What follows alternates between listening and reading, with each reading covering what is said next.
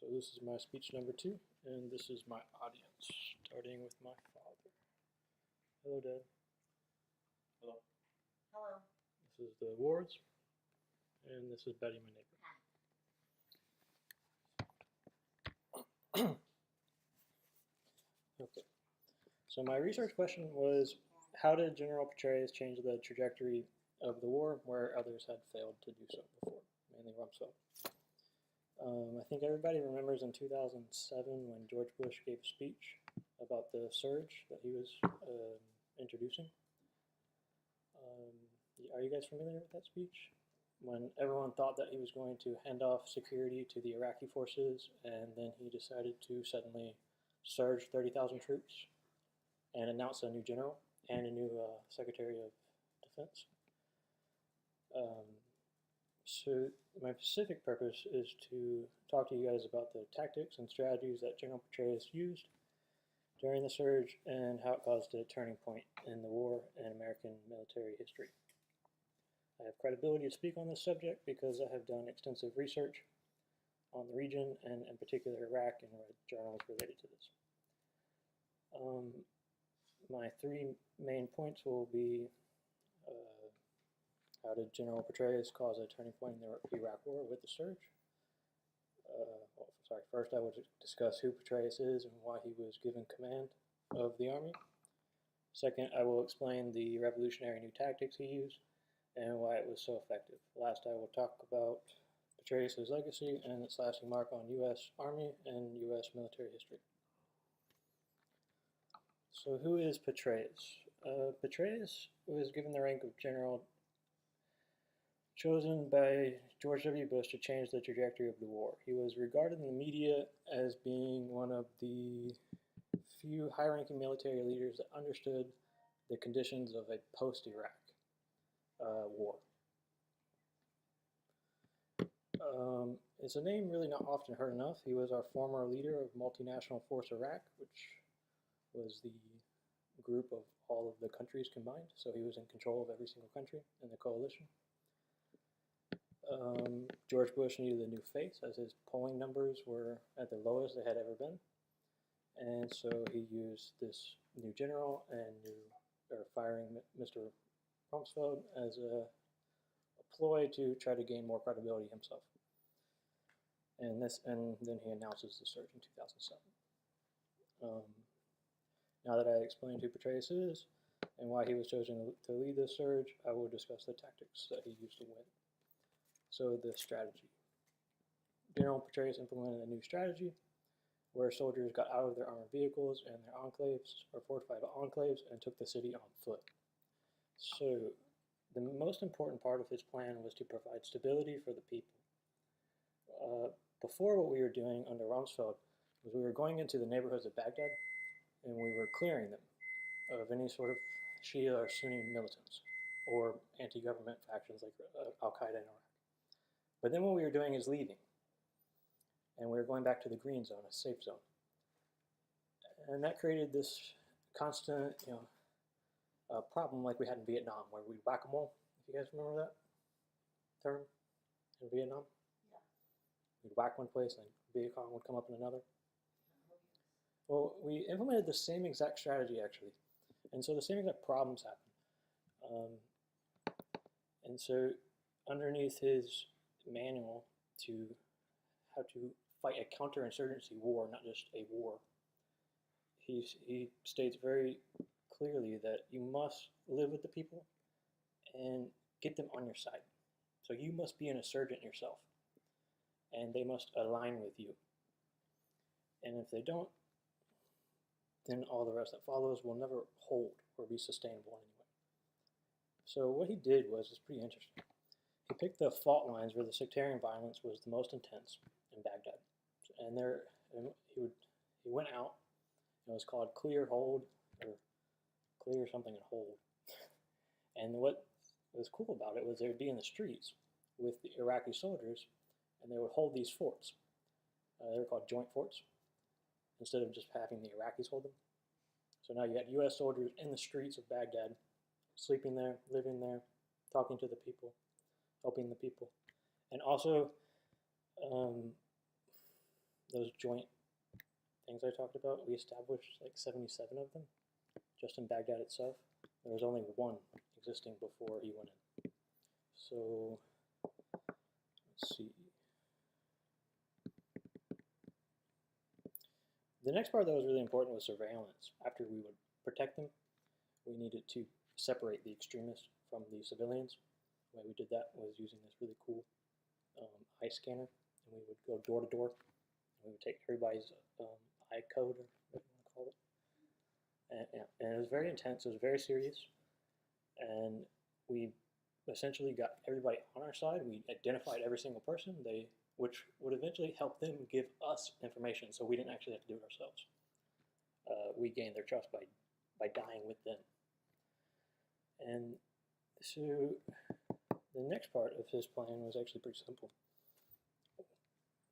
That was to reverse the transition to the Iraqis, transition of like military officers, embedded officers, and just tactics, everything. We reversed it entirely, and essentially actually overhauled the war again, and told the Iraqi government, we're making all choices now, which was interesting. And it's pretty straightforward. The position that the U.S. military had, such as advising positions, were immediately undone, placing Americans back into these important positions. Now, the complicated part is this thing called reconciliation, which meant reconciling the Sunnis with the Shias. And obviously, I think we've all heard people talk about that. That was immediately, or the reason the insurgency was created in the first place was because in 2003, when we invaded, our viceroy implemented a decision unauthorized by the president to destroy the Ba'ath Party, Saddam's party, and it was called de-Baathification.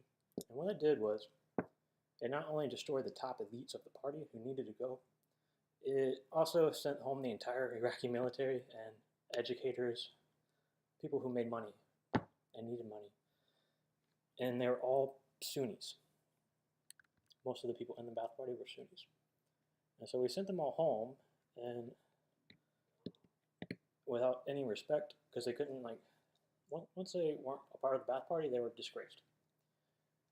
And so then you had this big switch in government. You had a Sunni-led government with Saddam at the top, and you had that flip into a Shia-led government with the Sunnis marginalized, which is actually how it should be according to population, which is why they voted that way. But so we had to somehow fix that gigantic policy mistake or blunder, and that was probably the most difficult and arduous part of this whole situation was this reconciliation. So it allowed Maliki, the Prime Minister of Iraq, the number one, like when you secure the people, this would allow him to actually make the political motions that we needed to pass. We had these benchmarks that needed to be passed. They were equivalent to like the Civil Rights Act or like the Civil War. So we were expecting these people to push through these policies in like a year, and we did it in 200. And so that was just really, that's why number one is a priority, is to provide stability, so that it allows the working government to try to find a way to get the two groups together, and then separate Al Qaeda as just one problem, not a Sunni problem, a Shia problem, and an Al Qaeda problem, which is what was going on before he entered the war. The next part was just beefed up nation building. So he wanted our soldiers to just not only go in there and kill people. He wanted them to help them fix refrigerators, whatever kind of problems they need done, electricity most importantly, and to really help get the city going again. So that was also very important. Now that we have covered the tactic and strategy Petraeus used in the surge, I will talk about the legacy that Petraeus left behind in his new model of warfare. Petraeus' change in strategy has changed the way the U.S. Army fights in wars, and also made the Army more flexible and innovative and ready to change. Iraq is only part of the story. Throughout his writing and teachings, Petraeus was at the same time redefining how the nation will fight in the 21st century, And he was doing some more difficult still, leading a cultural and doctrinal revolution inside one of the most hidebound institutions in the world, the United States Army. Whatever the fate of Iraq and Afghanistan, the transformation is a Petraean legacy that will be felt for years to come. Petraeus left an important legacy, both from his person and from his actions, as we'll see in a wrap-up overview of the points I have discussed. So General Petraeus oversaw a highly successful surge at the time when the U.S.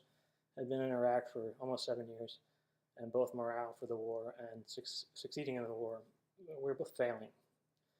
And so he solved this whole problem by military tactic, which came out of Vietnam, actually. It came out of the failings of Vietnam, and to the discredited, actually, generals who wrote about the subject of Vietnam after the failure, which is why we didn't implement this first.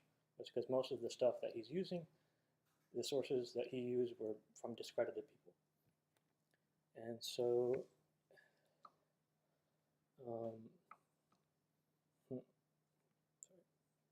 so he did it by means of a military tactic which had not been used before, but it became an essential part of our operations overseas. And Petraeus left behind not only a great victory, but also a great legacy. And I need to pass this around. This is a chart of violence. And if you look at the block of 2007, you'll see a huge increase in deaths. That's because part of the coin, or part of the counterinsurgency tactic, involved more casualties, involved more money being spent, involved more direct relations with the people. And so you see a huge spike of deaths in coalition forces. But then you immediately see that taper down. It's kind of hard to see, the graph is not that clear, but